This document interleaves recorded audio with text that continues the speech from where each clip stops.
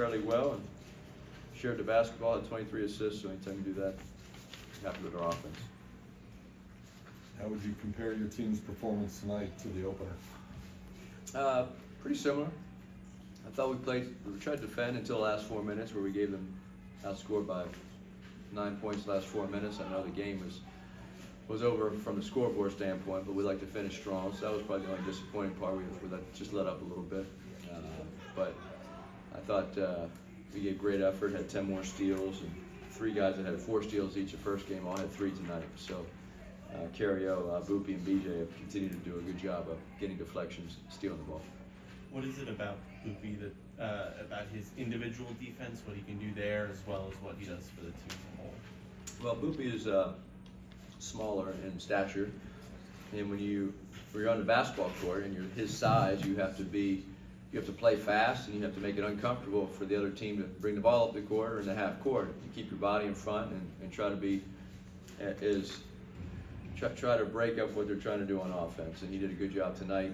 I thought he had a few foul calls. We put them on a foul line a little too much, but he really played hard defensively. And the talent difference is what it's been in the first 2 games.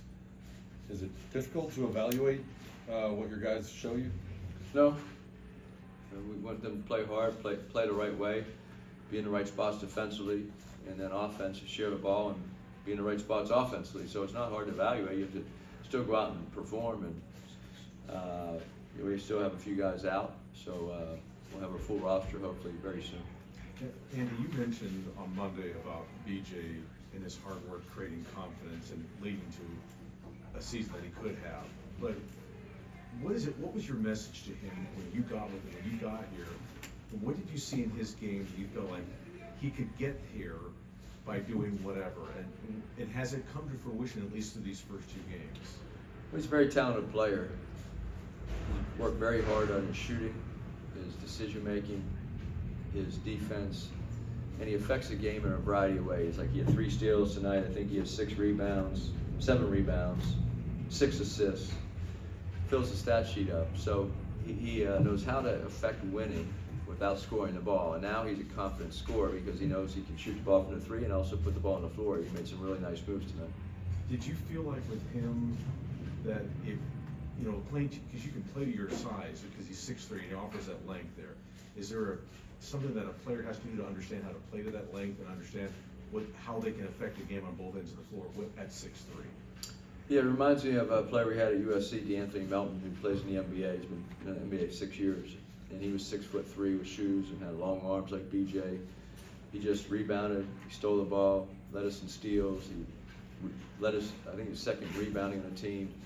He just affected the game in a variety of ways like BJ does, and so it's very valuable to have a guy like that on your team. And BJ has become a much better offensive player through his hard work this offseason. Johan's ability to not only produce just in many ways, but in particular at the free throw line for a big guy, is that extra impressive when you can see that type of a production? He went 10 for 12 tonight. He has very good shooting touch. We feel confident when he gets to the foul line. We let him shoot open threes because he's worked at it. He's pretty good at it. And he's come a long way. Had a good game tonight. First 2 games, being able to see and evaluate your guys, what is kind of the early identity maybe that you're starting to see emerge? Well, I think through our preseason we understand that if we don't play hard defensively, we're not very good. And we have to be active, we have to be disruptive. Like you asked about Boopy, our guards have to be disruptive, our big guys have to protect the rim, we have to be very sharp on our rotations, we have to give early help, and then have some toughness to us. And when we do that, I think we can be an outstanding team. But if we don't, we're not very good.